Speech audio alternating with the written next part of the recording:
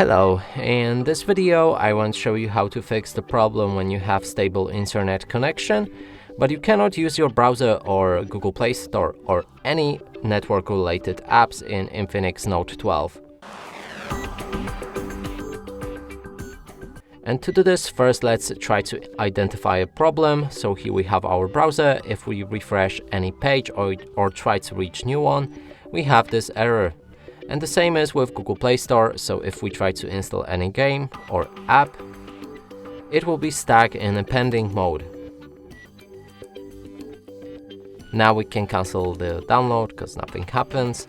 And to fix this issue, we'll need to open our settings, then go for the system. Here select date and time and click on auto set time and use network provided time, then select OK. We can go back to our browser, try to refresh a page, and now it should work fine. And the same is with Google Play Store, so if we try to install Call of Duty for this example, it actually begins the download almost instantly. And that's it for this video. Hope you like it. Please consider subscribing to our channel, leave a like and a comment below.